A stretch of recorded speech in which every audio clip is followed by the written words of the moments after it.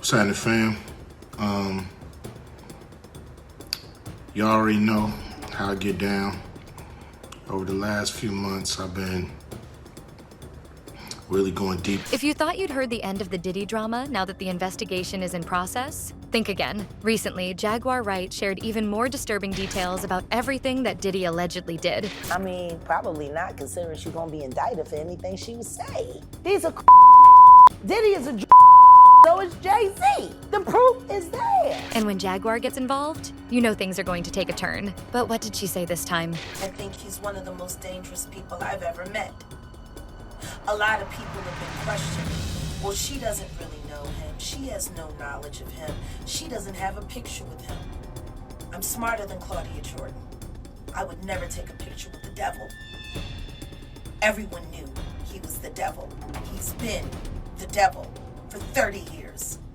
He's been covered and protected by not only Clive Davis, but Lucien Grange.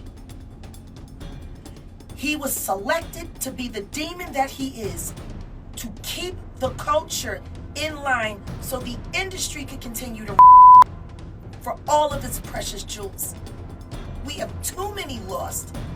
The list of lost is ridiculous, and everyone knows Diddy was selected for this job. He's the Judas. And should we believe her claims? Jaguar has made a career out of exposing secrets. Uptown Records started with 5 people. Andre Harrell, I'll Be Sure, Heavy D, and Puffy.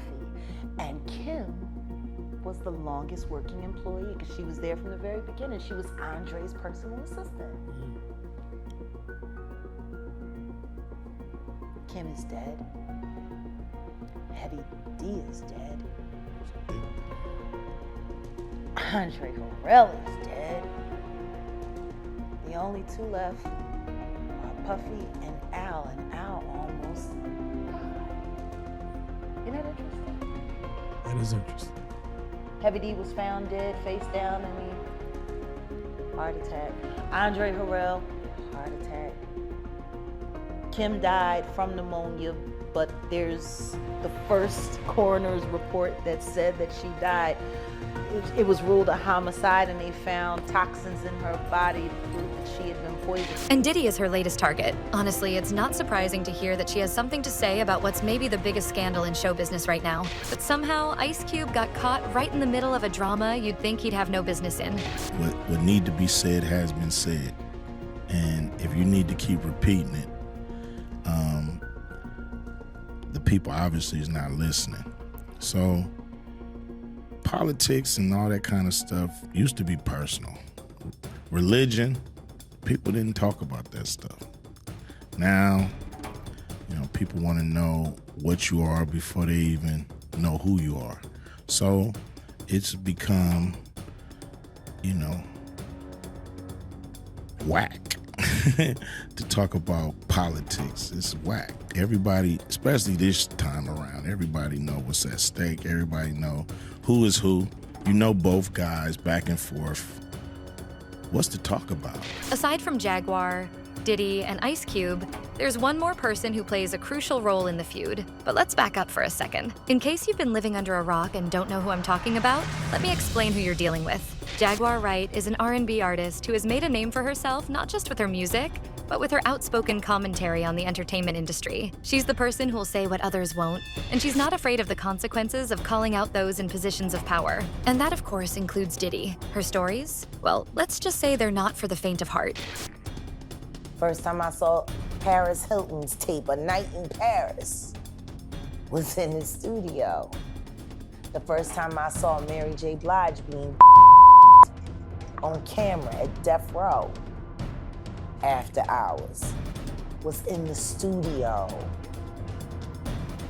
Why would all of this illicit be in a place where music is supposed to be created, energy, why would all of that be happening? Why would these things be hitting there before they make it out there to the world if it wasn't working hand in hand to begin with? Now, there's a viral video going around where Snoop Dogg and Dr. Dre are sitting there, and they were on TRL, and Dr. Dre's like, hey. I don't know why ain't nobody talking about when Carson Daly went to them Diddy parties. Because Carson Daly did go to them Diddy parties. Oh. No different than Ashton Kutcher. Damn. Okay. No different than Hype Williams. Why don't nobody want to talk about Hype Williams? Usually if I send a shout out to somebody, people start really kicking things up. But it's almost as if Hype is like living under some wheat germ grass or some under Russell Simmons' ass in Bali. Why can't, is it time to put Hype Williams on a milk cart? Melissa Ford just did an interview talking about how Hype Williams brought her out. Now, mind you, she's a video vixen, and it seems like the girls that used to be part of the music videos have stories to tell. She's exposed alleged cover-ups, manipulations, and even exploitation within the music world. Some of her claims have been backed by receipts, others not so much. But whether you believe her or not, one thing's for sure. Jaguar knows how to keep her fans glued to their screens. According to Jaguar, Diddy, a man known for dominating the music and business world, allegedly played a part in undermining Ice Cube's reputation. Ice Cube has faced a lot of backlash in the last few years, and his career has taken a hit because of it. Ice Cube started speaking out and talking about how the powers that be and the elites and the this and the that, and now all of a sudden he's saying Diddy got set up and the big three coming back, huh? My. How illuminated! For context, back in 2020, Ice Cube introduced the Contract with Black America, a proposal aimed at addressing systemic racism and economic inequality. So, over the last 4 days, the Democratic National Party held their convention. A lot of people, you know what I mean, getting up there and talking, and, you know, everybody really, eating it up, you know, throwing their hands in the air like they just don't care damn near. So, it's you know, what I didn't hear is, what's in it for us? What's in it for the black community besides the same old thing we've been getting from these parties? What's in it for us, for real? You know, I didn't hear anybody mention a contract with Black America. And I don't know why, because it's one of the most comprehensive reform documents that's come about in a long time that could really address the problem. The way it look, they don't have a plan. Everybody's, you know, talking about get Trump out, get Trump out, get Trump out. If you vote, that's gonna happen on the first day. So now what? Trump out, now what? What? What do we get in the first 100 days? That's what we're trying to figure out. What do we actually get that they could give us overnight like that? They just pulled $3 trillion out their ass and gave it to their friends. That's American taxpayer money. That's your money that they just gave away. And then there's 42% of black businesses closing. None of that money. Where's our bailout? Where's the bailout? Not the PPP loan that they didn't give us. Where's the bailout? I don't want to hear about deficit. I don't want to hear about what our generations gonna have to pay. Because if we don't have, they ain't gonna have shit anyway to pay nothing. So we gotta start something right now. Democrats don't seem like they got a plan. Republicans don't seem like they got a plan for us. So how the hell you gonna vote for them? Make them earn that vote. They can start today. They ain't got it yet. They can start today. It was bold Ambitious and, unsurprisingly, controversial. But it wasn't just the claims and ideas included in the document that caused outrage. It was the fact that he met with representatives from both major political parties to discuss his plan, including a highly publicized meeting with the Trump administration.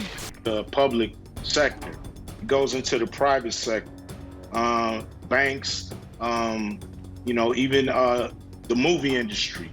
So we got to deal with a lot of different, companies, corporations, and even government when it comes to solving this problem. I believe it's a bipartisan problem. I believe it's a bipartisan problem when it comes to the issues, when it comes to blacks in America and what's going on. It's not a Democrat problem. It's not for them to solve. It's not for the Republicans to solve. It's for both of them to solve. They do it when it comes to debt ceiling. They do it when it comes to getting us in wars. They seem to come together when it's something that really affects America. And I don't think nothing affects America more than the situation that Black Americans find ourselves in. This country is coming apart at the seams, and it's not going to come together after January 3rd, no matter who's the president, unless we deal with this wealth gap. You have the economics. All of it extends from poverty, which is an extension of opportunity, which is an extension of a system that doesn't give equal opportunity, and you see it everywhere. Hiring, education, finance, all of it. So acutely, we've been looking at what happens when policing goes wrong in communities. It doesn't give you concern that the president has handled police violence the way he has in terms of his commitment to work on any of the issues that you think are important? We've been dealing with police violence in this country from day one. So police violence is just part of our life here. So, the thing is this, once we get some capital, we'll be treated better. This is a capitalistic society. True. And if you ain't got no money, you see how people get treated on the streets when they ain't got no money. While some praised his efforts to bridge the divide, others were quick to criticize him, accusing him of selling out. Jaguar recently referred to this controversy to explain why she thought that the backlash he faced wasn't entirely organic. She suggested that certain powerful figures, including Diddy, worked behind the scenes to amplify the criticism. Why? According to her, Diddy was trying to protect his own interests and affiliations, which Ice Cube's activism might have threatened. She wasn't shy in her accusations. She said that Diddy isn't just a businessman protecting his assets. He's also what she calls a narrative controller. As far as she's concerned, Diddy aligns himself with influential networks to maintain his power, not caring who he has to hurt in the process. Cassie had signed a 10-album deal with Combs' Bad Boy Entertainment, but only one album was released. Her career, we now know, according to her bombshell civil lawsuit, was likely derailed and put on hold by a decade of abuse she says she suffered at the hands of Sean Combs. And it's been nearly a year since Ventura filed that bombshell civil lawsuit. Part of it read, over the years that Mr. Combs abused Ms. Ventura physically and she again and again tried to escape his tight hold over her life. Every time she hid, Mr. Combs' vast network of corporations and affiliated entities found her, and those who worked for Mr. Combs' companies implored her to return to him. Many went as far to explicitly state that her failure to return to Mr. Combs would hinder her success in the entertainment industry. Ventura had recorded music during her relationship with Combs, but mostly singles were released. Ventura's suit said after she tried to leave Combs, following that now infamous 2016 incident captured by hotel security cameras, where Combs actually chased Ventura down a hallway and beat her, her music was used as leverage to get her to come back to Combs. And Ice Cube, with his no-nonsense approach to calling out systemic issues, might have been a little too disruptive for Diddy's liking. Jaguar is now suggesting that Diddy allegedly used his influence to shape public opinion against Cube, sidelining his efforts to create real change. But it doesn't stop there. Everything I said until now is sad, but probably aligns with everything else you've been hearing about Diddy in the last few months. You're probably thinking, what else is new? What's new is that she also dragged Oprah Winfrey into the mix. I've been excluded on Oprah, On Oprah? On Oprah, yeah, I've been excluded. Yeah, man. I would think you'd be the person Oprah would want to promote. I mean, you grew up in South Central, you were successful at a young age, you have dignity, you say what you think. I thought that was the goal. Me too. I don't know what it is, but, several of my You know, I had a movie called Barbershop, you know. Yeah, I remember. That I wasn't invited to participate with the cast. I produced a show called Black White, and it was a very controversial show. And once again, they had the whole cast on, but I wasn't invited. And so I don't know. On Oprah's show. Yeah, so I don't know what that's really. But Oprah's obviously a saintly, godlike figure who's revered by all decent people. Why would she exclude you? I really don't know. You know, that's something that I would love to find out. But I can't tell you, you know, if there's a single thing that I've done or said to her. According to Jaguar, Oprah played a role in discrediting Ice Cube as well. Jaguar claims that Oprah used her platform and influence to frame Ice Cube's contract with Black America as divisive, further fueling the backlash he faced. If true, this paints a pretty bleak picture of Hollywood's power dynamics. Everyone knows that it's a business, but to hear that people are actively conspiring against each other is a hard pill to swallow. On top of that, it would also be a huge disappointment to Oprah's fans, who praised her, among many things, for taking a stand for what's right. It is more controversial to criticize Oprah than to burn the American flag. Really? Seems that way. I've never heard anybody criticize Oprah. Do you think it's political, or do you think it's deeper than that? I mean, you're not like a right-winger. No. No? No. You don't even seem that political. No, I'm not really. I'm pretty much, you know, just want to do right by the people, you know. So if that comes through political means, that comes through the private sector, wherever it comes, you know, I'm down to work with whoever's down to do something right for the people. Now, I'm sure you're wondering, what was Ice Cube's response? How did he handle all of this? There's no way he hasn't heard the allegations by now. Ice Cube has always been someone who speaks his mind, and he hasn't been shy about addressing the challenges he faced during this period. While he hasn't publicly commented on Jaguar's specific claims about Diddy and Oprah, he has acknowledged that his efforts were met with resistance. Cube has made it clear that his priority was never about choosing sides or playing politics. It was about results. He wanted to use his platform to change what he considered an unfair system, and he was willing to listen to all the voices, hoping something good could come out of it. Yo, what's cracking? You know what it is. It's your homeboy Ice Cube. And some of you may not have realized that I'm not part of the club. And a lot of you listening to me right here, right now, you're not part of the club either. And what I realized with the club is what makes them so mad is when you don't want to be a part of their club. That pisses them off. What club am I talking about? I'm talking about the club of gatekeepers that we all got to deal with. You know who they are, and they definitely know who they are. A lot of people would be like, what, who? Come on, man, stop playing. So, ever since I put out the contract with Black America, you know they've been fucking with me. Here and there, this and that. But it's cool, you know. I expect that. You know, I've been working with, you know, on the big three for a long time. And you know how they've been fucking with me with that. I done made it plain, simple, and clear what they've been doing, you know. The NBA been f***ing with us. Now, a lot of people might say, like, well, Cube, you want to work with the NBA? Really, I don't give a f*** about working with the NBA. What I want them to do, when I say work with us, is to stop working against us. He knew his decision wouldn't get the warmest of receptions, and he was willing to pay the price if it meant real change. But he probably couldn't have guessed the backlash was going to be that intense. And if Jaguar's allegations are true, it wasn't just random internet trolls or critics. It was orchestrated by some of the most powerful names in the industry.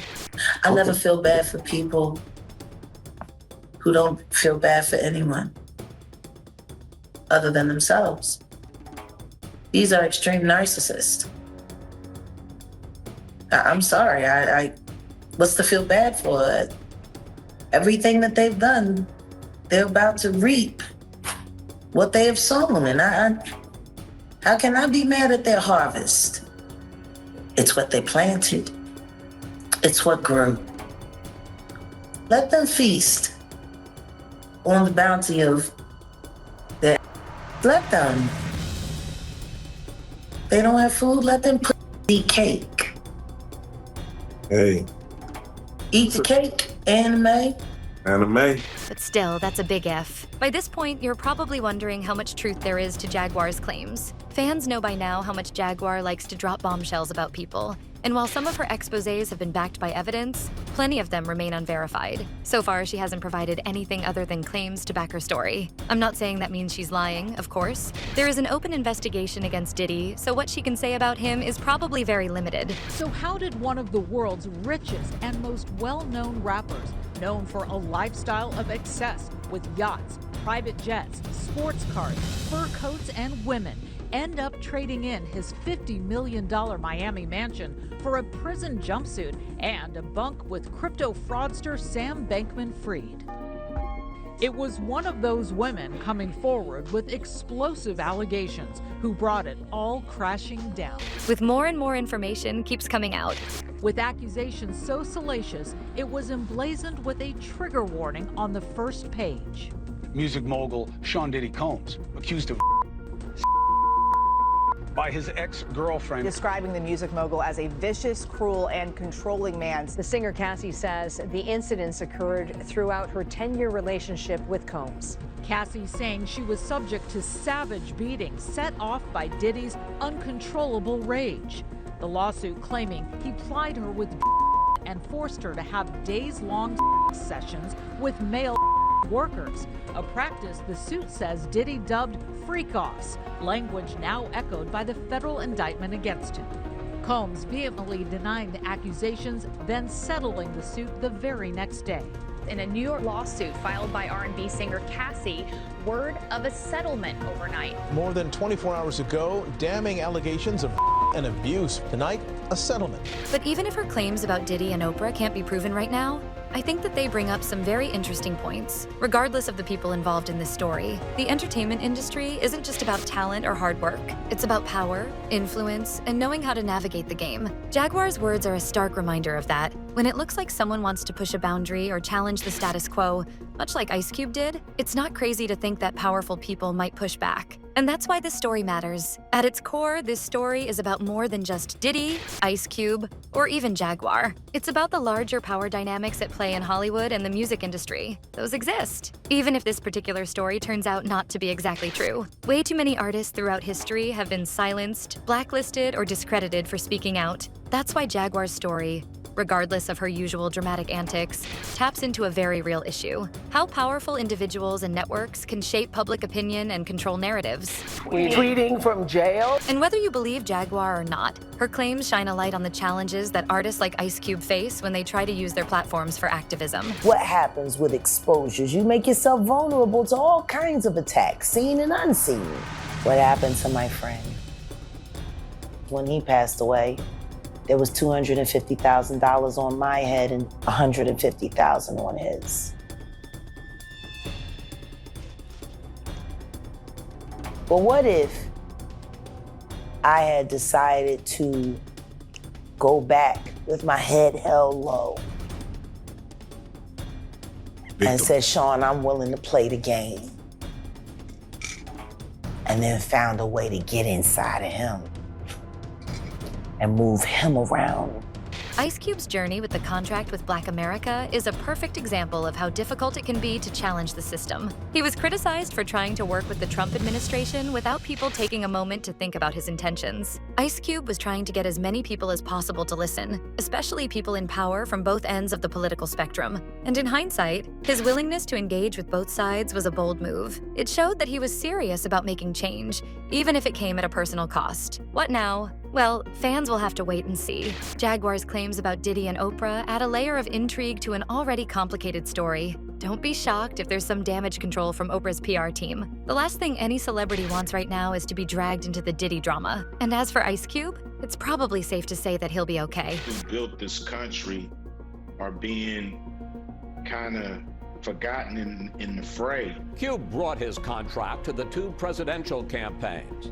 The Biden camp said they wanted to sit down after the election.